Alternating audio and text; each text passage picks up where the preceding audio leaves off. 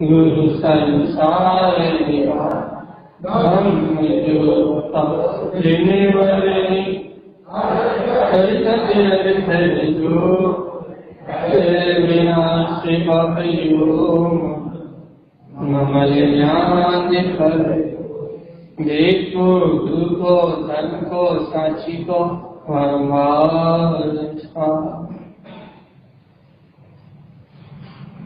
श्री पंडित पूजन साक्षी ओंकार शिवोदस्य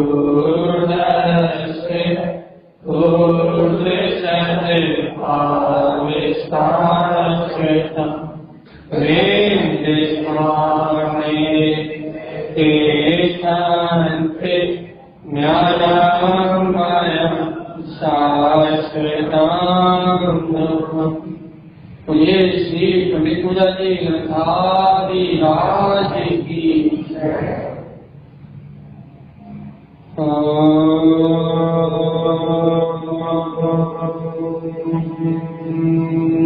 नमः सिद्धं परम महात्मा जन्मनि शत्रुवा कारण और सर्वज्ञ परमात्मा की अमृत रस ज्ञान हो हे श्री पंडित पूजा जी, जहाँ आचार्य देव हमें सहज सरल मुक्ति के मार्ग को दर्शा।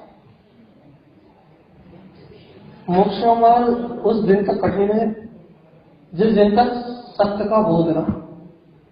मोक्ष का मार्ग उस दिन तक दुर्लभ है जिस दिन तक भेद ज्ञान रहा। मोक्ष मार्ग उस दिन तक आपत्ता का कारण बनता है जिस दिन तक सच्चा श्रद्धा।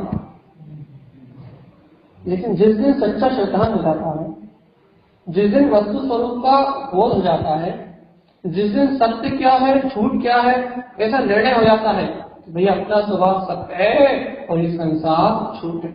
जिस दिन सत्य और झूठ का निर्णय हो जाता है उस दिन मोक्ष मार्ग कठिन नहीं, उस दिन मोक्ष मार्ग सरल हो जाता है। उस संसार में रहना कठिन हो जाता है। सच्ची बात है। जिस दिन सत्य का निर्णय हो जाता है, जिस दिन सत्य का निर्णय हो जाता है उस दिन संसार में रहना कठिन हो जाता है। संसार इष्ट नहीं लगता, संसार रुचि पर नहीं लगता, संसार के भोग रुचि पर नहीं लगते। और भैया मोक्ष मार्ग सरल हो जाता है, मोक्ष मार्ग सहज हो जाता है। मोक्ष मार्ग बहुत ईर्ज पंथ निवेदन, गुरु महाराज ने कहा था ईर्जा पंथ निवेदन, याद नहीं आता जो भी है, कि ये सरल मार्ग प्रिय रहने लगता है। संस्कृत में बहुत प्रिय गाथा है, याद नहीं है, बस इतनी बात कि ये मार्ग प्रिय लगने लगता है, इष्ट लगने लगता है, बहुत प्रियता लगने लगती है, ये मार्ग रुचिकर लगने लगता है। यहाँ गुरु महाराज जी पंडित पूजा जी में ऐसे सरल मुक्ति के मार्ग क्या है भैया? हमें तो बहुत दुर्लभ लग रहा है, हमें तो बहुत दुर्गम लग रहा है भैया। कैसे आत्मा परमात्मा बनेगी, कैसे संसार के सारे कर्म क्षय होंगे, कैसे हम घर के मोह से, पुत्र के मोह से, परिवार के मोह से हम कैसे छूटेंगे भैया? हमें तो बहुत दुर्लभ लग रहा है, हमें तो बहुत कठिन लग रहा है भैया। हम कह रहे हैं ना, आपको कठिन इसलिए लग रहा है क्योंकि आपकी श्रद्धा अभी जम नहीं पा रही, अभी आपकी अंतर की श्रद्धा जम नहीं पा रही। जिस दिन ये श्रद्धा जम जाएगी कि मैं ही वो शुद्ध आत्मा हूँ, उस दिन ऐसा लगने लगेगा कि शुद्धता का सारा वैभव ये मेरा है और ये बाहर का वैभव मेरा नहीं है। अपने आप ही भिन्नता हो जाएगी। और जिस दिन श्रद्धा जमेगा उस दिन भिन्नता हो जाएगी, और जिस दिन भिन्नता होगी उस समय आत्मा में रहना, गायक में रहना, आत्मा का चिंतन होना, आत्मा का मनन होना, ये सब सरल हो जाएगा। और भैया संसार के काम करना सब कठिन हो जाएंगे। कठिन हो जाएंगे मतलब ये लगेगा कि मेरा आत्मा परिणमन कर ही नहीं सकता। ये कठिन परिणाम है, कलेश के परिणाम है, राग के परिणाम कलेश के परिणाम, क्रोध के परिणाम कठिन परिणाम है, मोह के परिणाम कठिन परिणाम है। कठिन है मतलब आत्मा के विपरीत है, कठोर है, इससे कठिन है भैया। ये आत्मा में होते नहीं। आत्मा तो सहज ज्ञान आनंद का पिंड, गायक तत्व परमात्मा, इसमें परभाव है का पर्याय भाव है। भगवान श्रद्धा को जमाने का अभ्यास करता है। एक बार श्रद्धा जम जाए कि वास्तव में मैं वो त्रिलोकीनाथ कर पाता हूँ, एक बार अपना पेड़ जम जाए कि वो सिद्ध स्वरूपी आत्मा ही मैं हूँ, एक बार सब विकल्पों को छोड़ के, कौन से ने से क्या कहा है, कौन से विद्वान ने क्या कहा है, कौन सा वक्ता क्या कहता है, एक बार इन सब विकल्पों को छोड़ के एक बार ये श्रद्धा कर लो कि वास्तव में मैं ही वो गायब सत्य परमात्मा। एक बार उस सत्य की श्रद्धा जगा लो, फिर मोक्ष मार्ग बहुत सरल हो जाएगा, बहुत सरल हो जाएगा। इतना सरल हो जाएगा, इतना सरल हो जाएगा कि भैया दिन रात बिना कुछ करे अपने आप की मुक्ति मार्ग उठाएगा, कुछ करने की आवश्यकता नहीं पड़ेगी। देखो भैया, करना धरना कब तक है? जब तक ज्ञायक बना नहीं। करना धरना कब तक है? जब तक ये स्वीकारता नहीं है कि मैं आकर्ता बना हूं। करना धरना कब तक है? जब तक अंतर आत्मा स्वीकार नहीं हो रहा। लेकिन जिस दिन अंतर आत्मा स्वीकार हो जाता है उस दिन तो जगत का परिणाम हो रहा है, शब्द भी बदला जाते हैं, भाषा भी बदला जाती है। तो रुचि बदलाती है तो सब बदला जाता है, रुचि बदलाती है तो क्रिया बदला जाती है, रुचि बदलाती है तो भाषा बदला जाती है, रुचि बदलाती है तो चिंतन बदला जाता है, रुचि बदलाती है तो संगति बदला जाती है, सब बदला जाता है। रुचि संसार की है तो संगति भी संसार में होती है। रुचि यदि पाप से कसाय की है तो भैया यदि वैष्णव की रुचि है तो वैष्णव से रुचि दोस्ती होगी। यदि नशा खाने की आदत, गुटखा खाने की आदत है तो जो ज्यादा खाते हैं उनसे दोस्ती होगी। यदि वैष्णव की आदत है तो संगति भी वैष्णव जीवों की होगी। यदि रुचि संसार की है भैया, बैठना भी अज्ञानी जीवों के बीच में अच्छा लगेगा, पापियों के बीच में बैठना अच्छा लगेगा। यदि विकथा की रुचि है तो चौपाटी अच्छी लगेगी, पान खाने की रुचि है तो गुमटी अच्छी लगेगी। और यदि भैया आत्मा की रुचि है तो अपने आप सत्संग अच्छा लगेगा, जिनेन्द्र भगवान की वाणी अच्छी लगेगी, वीर राम का उद्देश्य अच्छा लगेगा, अंतर आत्मा का ये जो सहकार करने जो दिव्य वाणी है, भगवान की देशा है, अपने आप भी अच्छी लगेगी, अपने आप प्रिय लगेगी। बात तो अपने रुचने की है, बात तो अपने स्वीकार करने की है, बात तो अपने चित्त में धारण करने की है। क्या आप उस सत्य को धारण करते हो या नहीं? क्या है ना, सिर्फ ये आपके अंतर में धारणा बन जाए, अभी अभी आपको ये स्वीकार हो जाए क्या कि मैं चैतन्य तत्व भगवान आत्मा हूँ, बस ये आपके चित्त में सेट हो जाए। बात सुनना नहीं, सेट होने की बात कर रहे हैं। ये बात आपके ध्रुव आत्मा हूं में, ये बात आपके श्रद्धा में बैठ जाए तो मोक्ष मार्ग आपके लिए बहुत सरल हो जाए। क्यों? क्योंकि सच्ची श्रद्धा होने के बाद आपको ये बार बार कहना नहीं पड़ेगा संसार मुझसे भिन्न है। आपकी श्रद्धा के बल पे आपको ये अंतर से प्रतीति नहीं बरतेगा, भैया ये राग हो रहा है, ये द्वेष हो रहा है, जो घर में लगे हुए हैं, जब दुकान मकान में लगे हुए हैं, जो पापों में लगे हुए हैं, ये सब असत्य है। अपने आप ही निर्णय हो, कहना नहीं पड़ेगा। प्रथम भूमिका में अपन ये निर्णय करते हैं, सुनते हैं, समझते हैं, भेद ज्ञान करते हैं, ये निर्णय करते हैं। प्रथम भूमिका में निर्णय करना पड़ता है, लेकिन भैया श्रद्धान होने के बाद निर्णय करना नहीं पड़ता। चलते फिरते, उठते बैठते, जोते जागते अपने आप ही होता है। इसका प्रमाण क्या है? इसका प्रमाण ये है कि आप 15 दिन से, महीने भर से, 2 महीने से तत्व चर्चा सुन रहे हैं।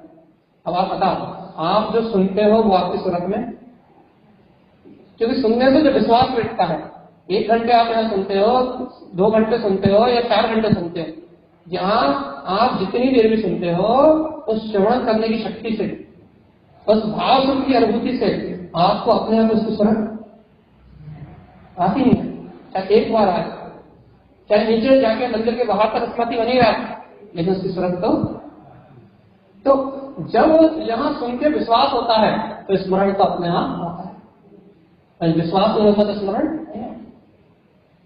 बस ऐसे ही जब थोड़ा विश्वास होता है तो थोड़ा स्मरण आता है, लेकिन जब यही श्रद्धान में अपार विश्वास होता है, दृढ़ चित्त विश्वास होता है, निष्ठा पूर्वक विश्वास होता है, तब भैया भेद ज्ञान करना नहीं पड़ता, संसार का सत्य कहना नहीं पड़ता। उठते बैठते, सोते जागते, खाते पीते ये पता लगता है भैया कि अग्नि में हाथ डालोगे तो आग में हाथ डालोगे तो चलेगा नहीं। ये निर्णय नहीं करना पड़ेगा आपको कि हम आग में हाथ डालेंगे तो जलेगा। आपको पता है अग्नि सामने जल रही है, हाथ जाएगा तो चलेगा, जलेगा और चलेगा।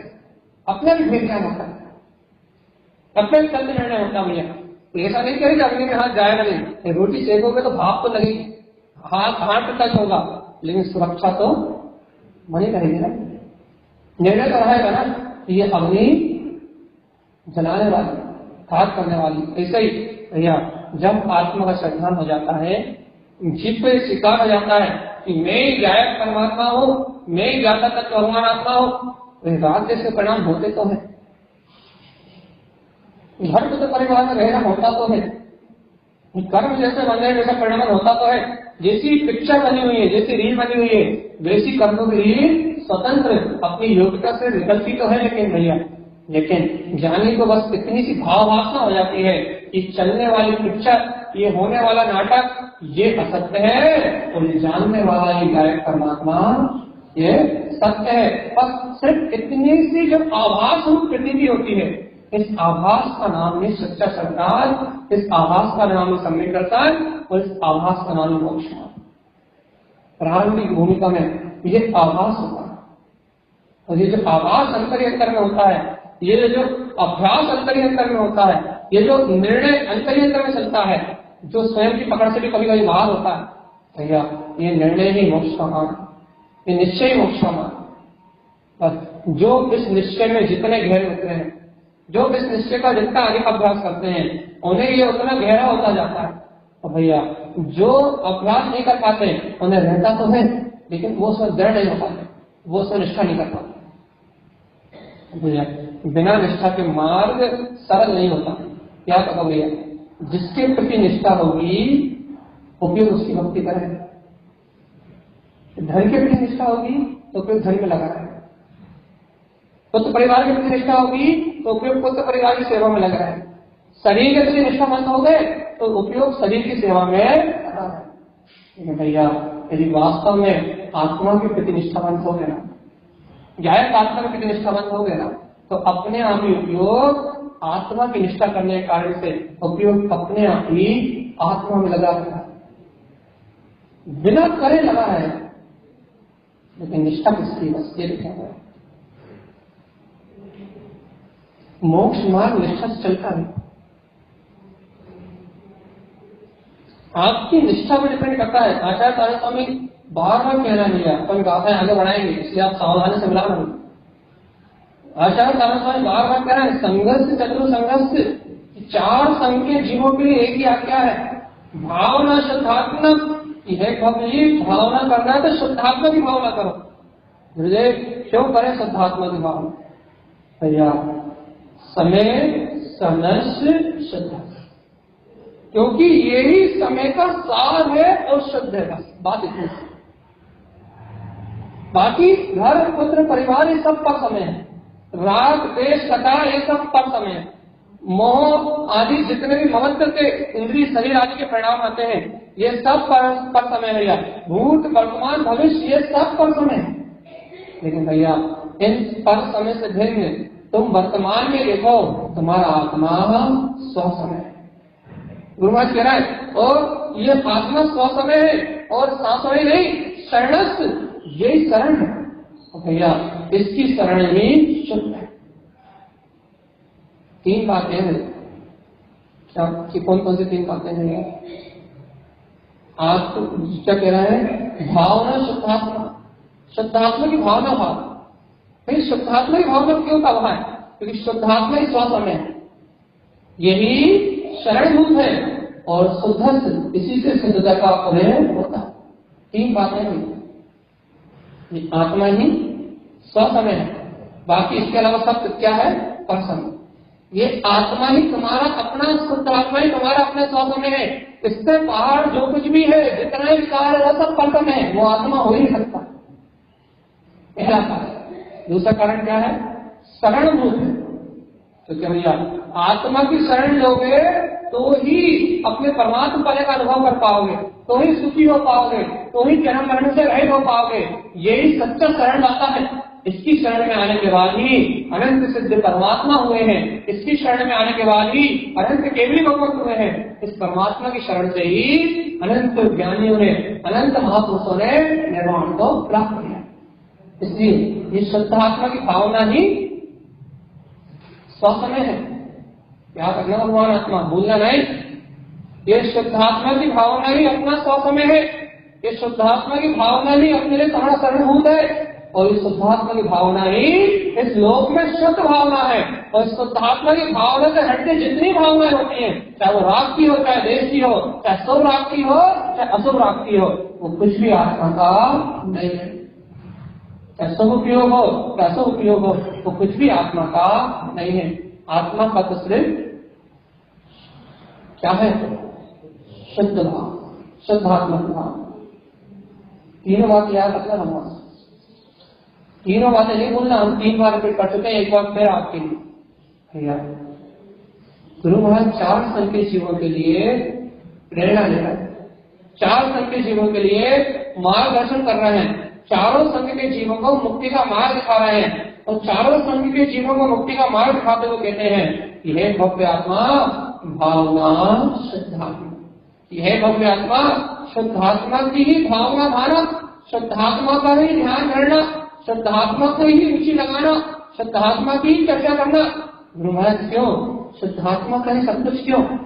शुद्धात्मा की भावना क्यों?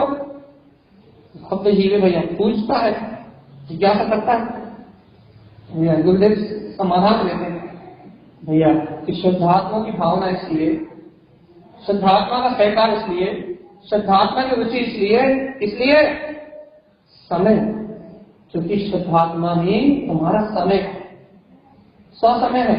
इसके अलावा जो कुछ भी है वो अवसर। पहला कारण। दूसरा कारण शरणस्य, शुद्धात्मा के स्वसमय ही शरण लेने योग्य। इसकी शरण से ही कभी घमंड, दुख, संताप सब खत्म होंगे। और तीसरी बात, सबसे बड़ी बात क्या भैया? शुद्धस्य, यही स्वभाव से शुद्ध है। और इस शुद्ध आत्मा का, स्वसमय का आश्रय लोगे, अवलंबन लोगे तो शुद्धता, शुद्ध उपयोग प्रकार हो जाएगा। और शुद्ध उपयोग के बिना, शुद्ध दर्शन के बिना, शुद्ध ज्ञान के बिना, शुद्ध चारित्र के बिना मोक्ष का मार्ग चलने वाला भैया। ऐसा शुद्ध ही शुद्ध, शुद्ध ही शुद्ध, शुद्ध अपना आत्मा है। इसकी भावना ही स्वसमय है, इसकी शरण ही स्वसमय है, और इसकी रुचि ही शुद्ध उपयोग स्वसमय है। इसी में शुद्धता है भैया।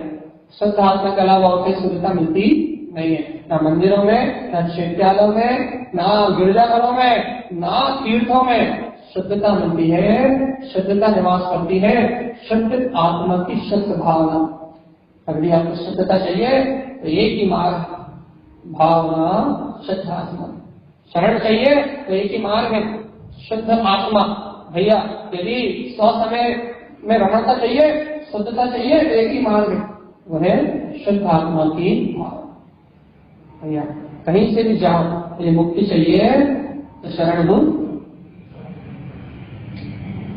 शुद्ध आत्मा है, शुद्ध आत्मा की भावना है। बताओ भगवान, इतना जानने के बाद क्या हमें इस आत्मा की रुचि लगती है? मुझे कितना सीधे सीधे शब्दों में कह रहे हैं। 4 संघ के जीवों के लिए एक आज्ञा, तारा स्वामी की एक आज्ञा, जय भगवान की एक आज्ञा, शुद्धात्मा की भावना भाव। क्यों भाई? ये तुम्हारा समय है, तुम वो ही हो, तुम उससे बाहर कुछ हो ही नहीं सकते। तुम कितना ही शरीर में एकत्र करते रहो, तुम कितना ही पुत्र परिवार में एकत्र करते रहो, कितना ही तुम धन संपत्ति के अपना कहते रहो, कितना ही तुम परिवार को अपना कहते रहो, कितना ही तुम इस संपदा को, संसार को अपना कहते रहो, लेकिन ये तुम्हारा कभी होने वाला नहीं। ये पर्सन है, तुम्हारा हो ही नहीं सकता। कितना ही तुम पूरी दुनिया को अपना कहते रहो, धन को, संपदा को, वैभव को, पुत्र को, परिवार को, तुम सबको अपने कहते रहो, लेकिन ये तुम्हारा कभी हो नहीं सकता। इसलिए शुद्धात्मा शासन है। तुम कितना ही 3 काल तक संसार की शरण में रहो, शरीर की शरण में रहो, तुम इस तरह शरीर को ही अपना मानो, परभाव की शरण में रहो, लेकिन भैया ये परभाव तुम्हारा हो नहीं सकता। जीवन को तुम शरण लेते रहो तो भैया ये हमारी शरण है, लेकिन कोई रहने वाला नहीं। माता पिता बचपन में शरण लगते हैं, लेकिन भैया बड़े होने के बाद वो कोई शरण लगने लगता है। तो भैया जितनी भी शरण ली वो सारी शरण तो छूट गई, छूटी है, कोई सी नहीं करेगी भैया। आचार्य सब कहते हैं शरण भूल भी शुद्धात्मा नहीं, यदि उसकी शरण लोगे तो शाश्वत चिरकाल तक जब तक रहोगे तब तक परम आनंद का अनुभव करोगे। आत्मा की शरण कभी छूटने वाली नहीं है। शुद्ध भाव की शरण, शुद्ध भाव से शुद्ध आत्मा की शरण लोगे तो वो शरण कभी छूटने वाली नहीं है, वो चिरकाल तक रहेगी, अजर और अविनाशी है। ये आत्मा की शरण छूटेगी नहीं, तो इसकी शरण छोड़ के इस शरीर की शरण लोगे तो भी छूटेगा, धन की लोगे तो भी छूटेगा, पुत्र परिवार की लोगे तो भी छूटेगा। इस आत्मा के स्वभाव की शरण छोड़ के तुम सब अशुभ भाव की शरण भी लोगे तो भैया शुभ भाव अशुभ परिणाम भी बदलेंगे, कभी शुभ होंगे कभी अशुभ होंगे, कभी शुभ होंगे कभी अशुभ होंगे, एक जैसे भाव के रहने वाले नहीं है, कभी पुण्य क्या होंगे कभी पाप क्या होंगे। और भैया आखिरी बात तो ये है शुद्ध कि उस शुद्ध आत्मा के अलावा इस जगत में कुछ शुद्ध है ही नहीं। आप शरीर को रोज साबुन से घिस के नहला लो लेकिन वो कभी शुद्ध होने वाला। अब भैया धो के घूम खा लो, दूधों के बाजरा खा लो, लेकिन कंठ से नीचे उतरते ही सब मल और मिट्टी। सोन हलवा भी खाओगे, स्वर्ण भस्म भी खाओगे तो यहां से नीचे जाते ही क्या हो जाएगा, मल। तो यहां आते ही इस शरीर के पास आते ही इस मंगल से जुड़ते ही सब अशुद्धता प्रारंभ हो जाती, सारी मलिनता प्रारंभ हो जाती। और भैया इसलिए आचार्य कहते हैं कि आत्मा ही मार्ग शुद्ध है। इसलिए भैया एक में शुद्धता चाहिए, एक में शरण लेना है तो भैया तुम्हारा स्वसमय है, उस स्वसमय की शरण ले लो। और यदि भैया नहीं ले पाए तो पूरी दुनिया को अपना कहते रहे तो फिर दुनिया का एक भी परमाणु तुम्हारे साथ जाने वाला। भैया इतना जान के, इतना समझ के, इतना अनुभव करके भी यदि अपन अपने आत्मा का स्मरण ना कर पाए घड़ी दो घड़ी के लिए, पल दो पल के लिए, क्षण दो क्षण के लिए, यदि अपने को अपनी आत्मा का स्मरण ना है, अपने को वेद ज्ञान तत्व निर्णय ना हो तो अपनी गलती है भैया, और किसी गलती। जान रहे संसार सुधरे, जान रहे हैं कि जन्म के बाद मृत्यु निश्चित है, भूत वर्तमान भविष्य में मेरा आत्मा अनंत काल से भटक रहा है, अनंत काल से भटकता रहेगा यदि आत्मा को नहीं जाना, शरण आत्मा के नहीं ली तो। भैया सही बताओ स्व समय क्या है, स्व समय है क्या? देखो भैया आप कहोगे समय जो घड़ी चल रही है पर समय, हम कहोगे पंचम काल है, चौथा काल है, तीसरा काल है, पर समय भैया वो तो जो काल द्रव्य का परिणाम चल रहा है, ये जो आपको काल रूप परिणाम होता है भूत वर्तमान भविष्य, ये भी काल द्रव्य नहीं, ये काल द्रव्य की पर्याय है परिणाम। काल द्रव्य तो शुद्ध निश्चय घटना रूप अंतर में परिणमित हो रहा है, वो तो मात्र वर्तना है, तो कालाणु है, शुद्ध कालाणु है। ये भूत वर्तमान भविष्य का जो समय में परिवर्तन देख रहा हो ये तो उसकी व्यवहारिकता, ये तो व्यवहार काल है जो आप उसका दिन में गिनते हो, महीने में गिनते हो, घंटों में गिनते हो, मिनट में गिनते हो, सेकेंडों में गिनते हो, ये तो व्यवहार काल है, निश्चय काल नहीं है। निश्चय काल तो वर्तना का नाम, वर्तना हो रही है निश्चय काल, मिनट सेकेंड घंटा घड़ी भूत वर्तमान भविष्य ये सब व्यवहार काल, दिन रात सब व्यवहार काल। भैया सही बताओ स्व समय क्या है, पर समय क्या है?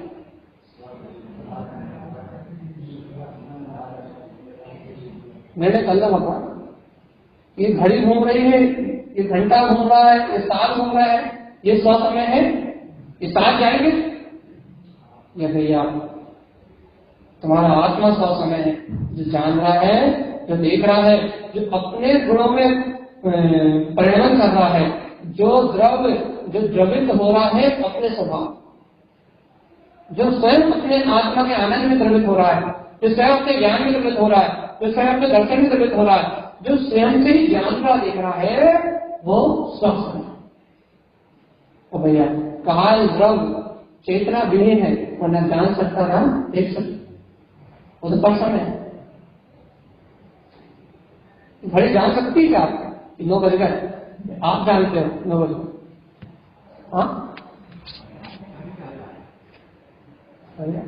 तो जो जानता है वो स्वसमय है, और जिसे जानता है वो पर समय। जो 9 बज गए जान रहा है वो कर गए है, और जो जान रहा है कि 9 बज गए वो सो में, वो सो समय है। जो 9 बजे को जान रहा है वो सो समय है, जो 9 बज गए ऐसा जान रहा है, 9 बजे को जान रहा है वो असत्य। कौन सा सत्य लगता है? जो जान रहा है वो, या जो जानने में आ रहा है वो?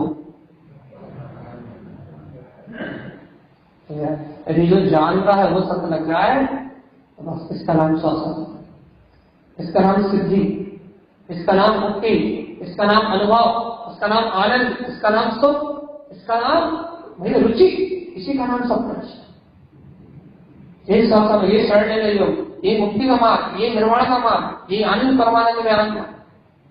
भैया यदि ये जो जान रहा है, जो देख रहा है, जो अनुभव कर रहा है, जो बोल रहा है, जो बता रहा है, जिसके कारण सारा शरीर का व्यवहार कर रहा है, सारी सहयोगात्मक अवस्थाएं जिसके होने से चल रही हैं, यदि उसका बोध आ जाए तो 100 समय तो भैया उसको भूल जाए और चलने वाली अवस्थाओं में, शरीर में, पुत्र में, परिवार में, धन में, दौलत में, भैया कसाय में, पाप में, राग में, देश में, इनमें उलझते रह जाए तो पर समय। कारण स्वामी कह रहे हैं समय शरण से शुद्ध, स्व समय की शरण शुद्ध आत्मा की भावना ही शुद्ध है, और बाकी पर की भावना सब अशुद्ध है।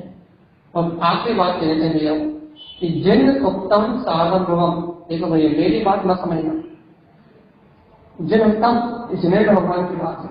सारण स्वामी कह रहे हैं मैं तुम्हारी जिम्मेदारी नहीं ले रहा, जिन्हें भगवान तुम्हारी जिम्मेदारी ले रहा है। जिन्हें भगवान ने कहा है साधन भव, यह भव्य आत्मा, यदि कोई साधन योग्य है, अर्थात कोई दृष्टि में रखने योग्य है, कोई देखने योग्य है, तो ध्रुव वो तुम्हारा शाश्वत ज्ञान में स्वसमय आत्मा, इसके अलावा कोई दुनिया में देखने योग्य है।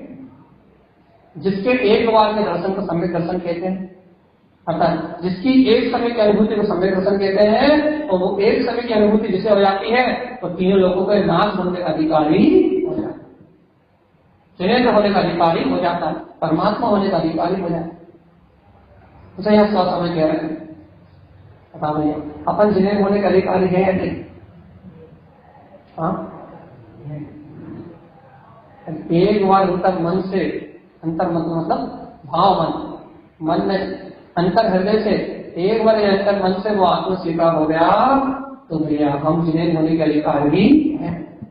यदि एक बार भी अंतर हृदय से, अंतर आत्मा से, अंतर मन से वो परमात्मा स्वीकार नहीं हुआ, वो सिद्धांत में नहीं आया, तो भैया भाव भ्रमण कर मिटने वाला नहीं ना कर दो भैया। कारण स्वामी आत्मा के अलावा कुछ कहना नहीं चाहते, वो ज्ञान के अलावा, सम्यक ज्ञान के अलावा कोई चर्चा नहीं करना चाहते। तो कह रहे भैया संसार में हर जीव अज्ञान की चर्चा कर रहा है, लेकिन कारण करण अज्ञान की बात नहीं कहना चाहते, कारण करण मुक्ति की बात कहना चाहते, क्योंकि वो भक्त जीवों को मोक्ष का मार्ग दिखा रहा है, क्योंकि वो भक्त जीवों को निर्माण का मार्ग दिखा रहा है। कारण करण मुक्ति की बात कहना चाहते हैं। तो मुक्ति की बात अच्छी लग रही हो तो ये गुरु महाराज की बात सुनो कि जिनोत्तम साधन भव, कि हे भव्य आत्मा, जैन भगवान ने कहा है कि साधना करने योग्य यदि कोई है, क्या ऐसा समझो, श्रद्धान करने योग्य यदि कोई है तो भैया ध्रुव आत्मा है। एक बात सुनो, सारी प्रजाएं नष्ट होती, घर भी नष्ट होता है, पुत्र भी नष्ट होता है, शरीर भी नष्ट होता है। बताओ इन्हें साथ के क्या तुम इन्हें अमर कर सकते हो?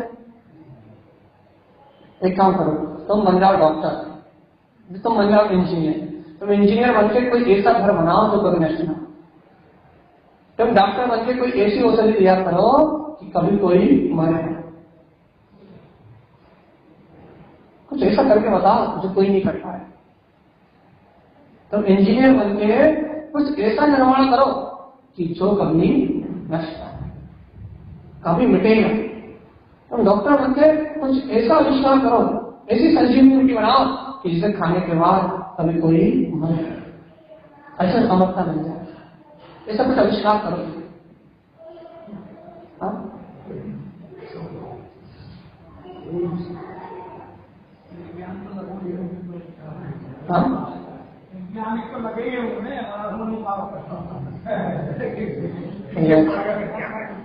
जो हो ही नहीं सकता वो हो ही नहीं सकता, ना कभी हो पाएगा, ना आज के पहले कभी हुआ है।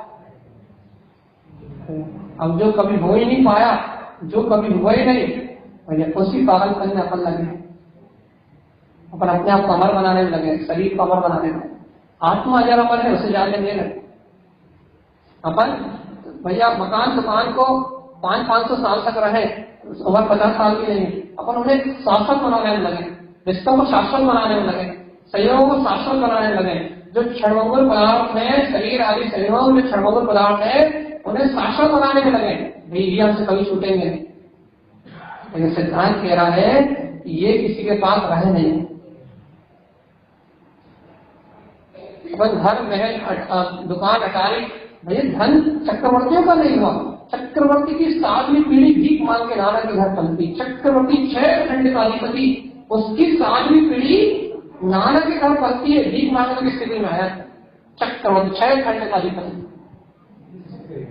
निश्चित ही होता ही है, ना हो संभव है। जब चक्रवर्ती रहता है तब पुण्य रहता है। चक्रवर्ती के जाते ही सारा पुण्य क्षीण होना प्रारंभ होता है। उसकी 7वीं पीढ़ी भीख मांगती है, नाना क्या पलती है। भगवान जब चक्रवर्ती सिकंदर जब इनके सेवक नहीं रहे तो भगवान तुम्हारे करोड़ 2 करोड़ 5 करोड़ तो इनके नौकरों के पास नहीं थे, इनके पास भी एक हीरे की कीमत तुम्हारे करोड़ों से ज्यादा थी। इनकी चप्पलों की जो कीमत है ना, वो तुम्हारी पूरा धमो भेजों को तो नहीं निकलेगी। हीरो मोतियों की सूती पहनते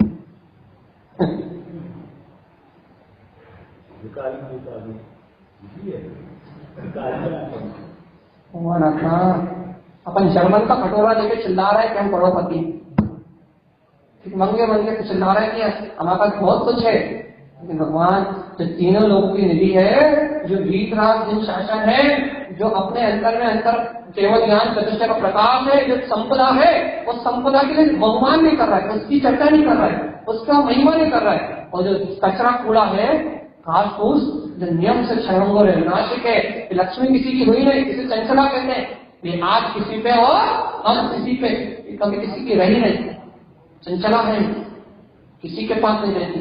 ये नारायण की चरणों में रहती बस, क्योंकि वो इसके सर पर नहीं बिठाते।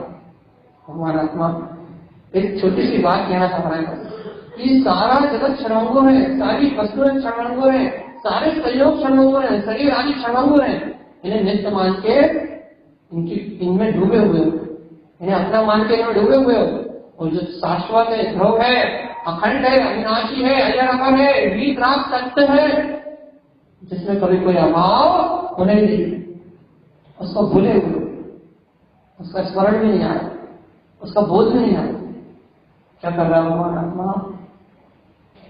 कहां कोई हो? हाँ मत खो, जाग जा।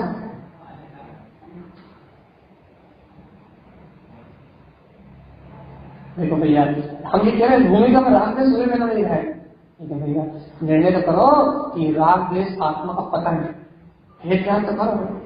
अंतर आत्मा तो बोले, अंतर जमीर जाग के तो बोले, अंतर विवेक जाग के तो बोले, ये अपनी आत्मा का घात है, ये आत्मा का हित नहीं। इसी अंतर आत्मा से आवाज तो आए। जिस दिन ये आवाज आना चालू हो जाएगी, जिस दिन तो अपनी आत्मा की आवाज सुनना प्रारंभ कर दोगे, उस दिन संसार सुनाई देना बंद हो जाएगा। एक बार अंतर आत्मा अंतर से पुकार के कहे तो कि हे जीव, क्यों पागल बनते, मुझे कौन क्यों गर्त में ले जा रहा है, क्यों मुझे दुर्गति में ले जा रहा है, क्यों मुझे संसार की ओर ले जा रहा है। एक बार आत्मा की बात सुन तो दो अंतर से। वो आत्मा कहे तो ये अनर्थ है, ये अनीति है, ये अन्याय है, ये दुराचार है। अंतर आत्मा की आवाज को सुनो, उस आत्मा की आवाज सुनना चालू कर दोगे, सब सुनाई जाएगा। लेकिन भैया हम उसकी आवाज को दबा देते हैं, आत्मा की आवाज को दबा देते हैं, मन की आवाज को बुलंद करते हैं, मोह की आवाज को बुलंद करते हैं, कर्तव्य की आवाज को बुलंद करते हैं, कसायों की आवाज को बुलंद करते हैं, क्रोध काम लोभ इनकी आवाज को बुलंद करते हैं। और जो अंतर आत्मा बार बार कहती है गलत है, शरीर रास्ते में चल, उसकी आवाज को दबा देते हैं, आत्मा को दबा देते हैं, गला उसकी गरगटी बदल देते हैं, उसे बोलने नहीं देते, विवेक को दबा देते हैं, विवेक को मार देते हैं, वेद ज्ञान को नष्ट कर देते हैं। और भैया लोग स्वार्थ काम मोह अहंकार की आवाज को करते हैं बुलंद। इससे भैया जिसको वोट उसकी सत्ता, जिसका बल उसका शासन। अपन मन को बल देते हैं, अज्ञान को बल देते हैं, अनादिकाल से अज्ञान का शासन चल रहा है, और जिस दिन आत्मा को बल देंगे, आत्मा को वोट देंगे, आत्मा का समर्थन देंगे, तो तीनों लोगों को प्रकाशित करने वाले जिन स्वभाव अपने आत्मा का शासन प्रारंभ हो जाएगा। चुनाव आपका है, मत आपको देना, किसको देते हैं? अपने अंतरात्मा को कसाना। आपके भाग्य विधाता आप हो। ना इस लोक में कोई ब्रह्मा है, ना विष्णु है, ना महेश है। इस जगत में कोई भाग्य विधाता नहीं है। जीव अपने परिणामों से अपना भाग लिखता है। आपका मत आपके हाथ में, आपकी मुक्ति आपके हाथ में है। आपका संसार कैसा अच्छे से जीना है, बुरे से जीना है, दुखों में जीना है, या आप कैसे कसाय में जीना है, दीनहीन बन के जीना है, या भैया दुर्गतियों में जीना है, सारा भाग लिखने वाले आप। आपकी भावना आपका भाग लिखती है, आपके भाव आपका भाग लिखते हैं, आपके भाग विधाता आप, इसलिए आपके भगवान आप। आपके भाव से आपके भगवान आप हो गए। जैसी भावना करोगे वैसा फल। तारे स्वामी इसलिए प्रेरणा देते हैं, संघर्ष शत्रु संघर्ष भावना शुद्धात्मा। यदि शुद्ध आत्मा की भावना करोगे तो भावना भाव विनाश की, सारे भाव के परिभ्रमण का विनाश हो जाएगा। ये भावना सारे भावांतर के दुखों का विनाश कर देगी। अरे भैया आज की पर पर्याय की भावना बनी रही, भैया भावना भाव वर्धनी, भावना भाव विनाशनी और भावना भाव वर्धनी। भावना ही भाव का विनाश करती है और भावना ही भावों को बढ़ाती है। शुभ अशुभ भाव करोगे तो भाव बढ़ जाएंगे, शुद्धात्मा की भावना भावोगे तो भाव घट जाएंगे, अच्छे हो जाएंगे। बता दो भैया भाव विनाशनी वाली भावना है या भाव वर्धनी वाली भावना? वर्धनी वाली अनंत काल से रही, अब तो विनाशनी की बात है। तो भाव का विनाश करना है, भाव भ्रमण का विनाश करना है। ना घर छोड़ना है, ना दुकान छोड़ना है, ना पुत्र छोड़ना है, ना परिवार छोड़ना है, ना घर गृहस्थ की कोई चर्चा या चर्या छोड़ना है। ये छोड़ना है तो ये सब मेरा है। पागलपन छोड़ना, पागलपन खत्म, सब खत्म।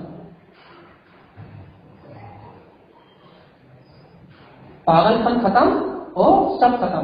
सच्चा निर्णय होगा ये सब मेरा कुछ है नहीं, ये तो सिद्ध शुद्ध वक्त भगवान आत्मानी हो। संघर्ष शत्रु संघर्ष भावना शुद्धात्मा। और तारे स्वामी ने स्पष्ट कह दिया, यही समय है, यही स्वसमय है, यही शरण है, यही शुद्ध है। जिन उत्तम और जैन भगवान ने सागर प्रभव इसकी श्रद्धा करने की आज्ञा की। अब भी यदि तुम जिन भगवान की आज्ञा मानना चाहते हो इस सत्य को स्वीकार कर लो और शुद्ध आत्मा की भावना भाव। अगर तुम जिन भगवान की आज्ञा को स्वीकार नहीं करना चाहते तो इस सत्य को भूल जाओ, तो जो अनादिकाल से कर रहे हो संसार में परिभ्रमण वही करते रहो, कोई जबरदस्ती नहीं करता। तुम्हारे भगवान तुम स्वयं खुदा, जो चाहे वो कर।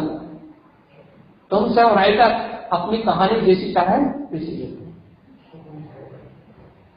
स्वतंत्र भारत के स्वतंत्र नागरिक, इस स्वतंत्र द्रव्यों में, इस लोक में, इस लोकाकाश में स्वतंत्र द्रव्य हो।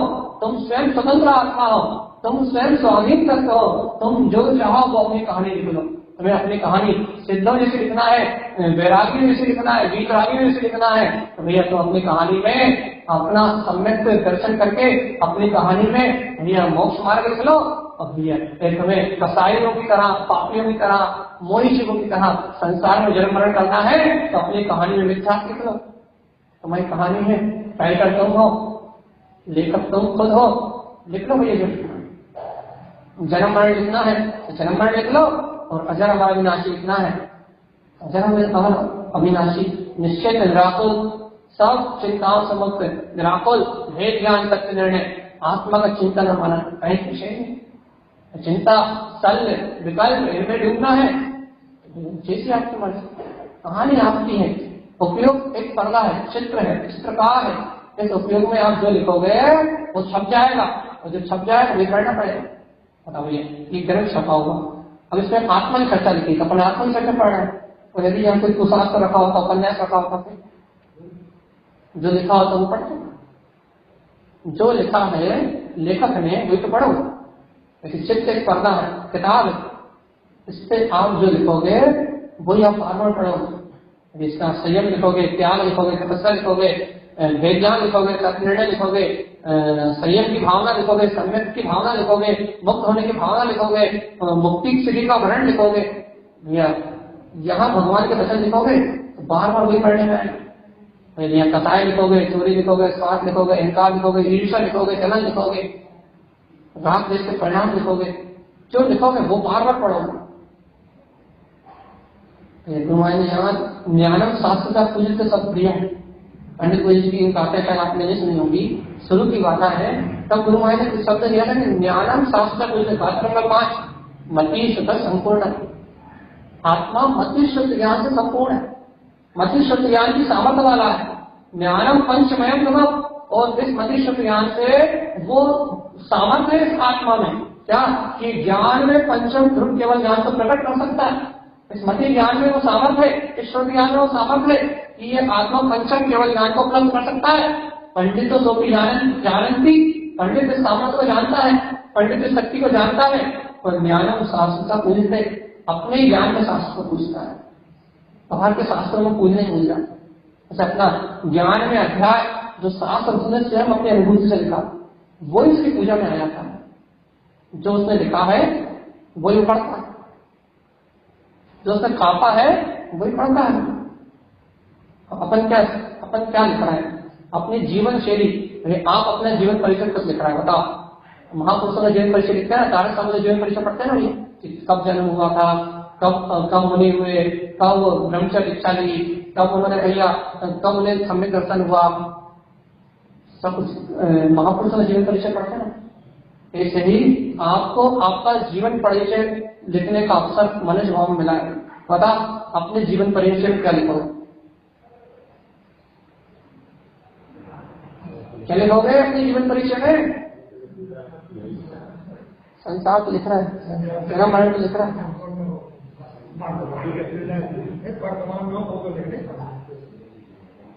कोहरी काफी तो रहेगी, लिखना पड़ेगा। और कितने समय परिणाम लिख रहे हैं, आपका जीवन परिचय लिखने का अवसर आपको स्वयं मिला। बता अपने जीवन परिचय में क्या लिखोगे? केवल ज्ञान का वैभव, त्रिलोक की संपदा, नरक निरोध में 1 सेकंड में 24 बार चला। आपकी कहानी लिखने का अवसर आपको स्वयं मिला, मनुष्य भाव मिला है, विवेक मिला है, जिनवाणी की शक्ल मिली है, सब कुछ बराबर है। ज्ञान क्या है, अज्ञान क्या है, सब निर्णय करने की शक्ति मिली, और सदगुरु बताने वाले मिले, सब बताने वाले मिले, सब जताने वाले मिले। आपको कलम दे दी गई है, आपको पेन दे दिया गया है, आपका चित्र, आपका जो चित्र है वो आपकी स्लेट है। आप इस पे आपको आपके जीवन परिचय दिया। क्या लिखोगे? हम सिद्ध होंगे, हम मुक्त होंगे, हम संसार परिवर्तन छूट जाएंगे। ये कहानी लिखाएगी कि इस पंचम काल में भी इस भव्य आत्मा ने सदगुरु की शरण पाके तत्व का सिद्धांत प्रकट करके इस भाव से पूर्ण गमन करना शुरू कर दी। अगले भाव में उसको प्रसाद करते हुए ये केवल ज्ञान का उपलब्ध होकर सिद्ध शिला में जाएगा। ऐसी कोई कहानी लिखाएगी या फिर ऐसी कहानी लिखाएगी मनुष्य भाव में आके भी पाप जैसे कथा इस परिक्रम में डूबा रहा, आत्मा की शुद्ध हो नहीं आई और अज्ञान में मर्ज करके दुर्गतियों में नर्क निरोध चला गया। कौन सी कहानी लिखो?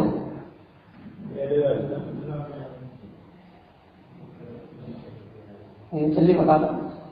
साहित्य पूरा अधिकार आपका। कौन सी कहानी लिखोगे?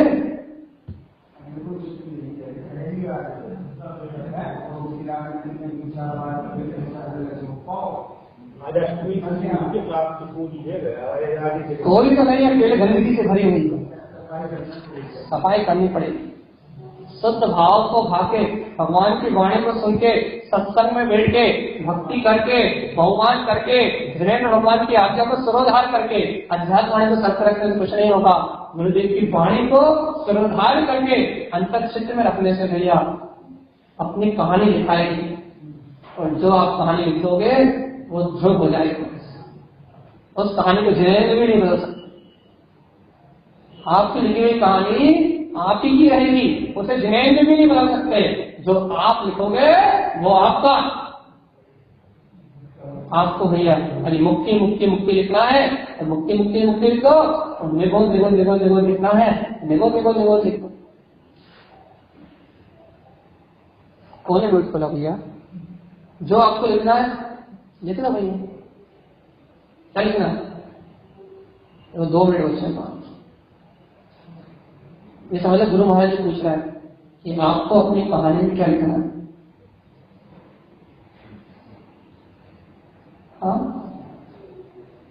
नर, निगोर, त्रियंश, 1 इंद्री 2 इंद्री विकल्प है, क्या लिखना? या फिर इस भाव में मनुष्य, अगले भाव में देव, फिर मनुष्य, फिर वीतरागी, फिर साधु, फिर अरिहंत, फिर सिद्ध, क्या लिखना? परंपरा से मुक्ति या परंपरा से निरोध? परंपरा 2 ही है इस जगत में। कौन कौन सी 2 परंपरा है? एक परंपरा से निरोध और एक परंपरा से मुक्ति। अब कौन सी परंपरा लिखना भगवान आत्मा? निर्णय कर लो जल्दी से, चला चली की लीला है। तब कौन निकल जाए?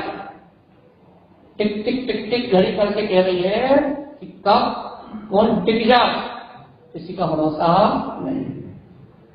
जल्दी से बता दो क्या लिखना है? फिर बोलिए आप लोग अच्छे से निर्णय करके आओ, कल हम आपसे फिर पूछ लेंगे। आज आप असमंजस की स्थिति में हो, आप अब निर्णय नहीं कर पा रहे कि आपको अपने जीवन परिचय, आपको अपनी जीवनी कैसे लिखना है। जीवन कथा, आप आत्मकथा कह लो। जो नरनारी है, नारकी, निगोदिया है, उनकी आत्मकथा यही है जो संसार में परिमाण करेंगे। और भैया जो मुक्त होने वाले हैं, जो कल्याण को प्राप्त करने वाले हैं, उनकी आत्मकथा यही है कि वो शुद्ध है, सिद्ध है, मुक्त है।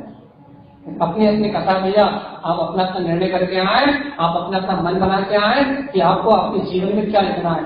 तो इसका चिंतन करें दिन भर, तो आप कुछ लिख पाएंगे। और यहाँ सुन के भूल जाएंगे तो एक शब्द भी लिखाने वाला नहीं है। आप इसका आज भरपूर मन से, खुले मन से, खुले दिमाग से, स्वतंत्र भावना से आज दिन भर इस बात का चिंतन करें।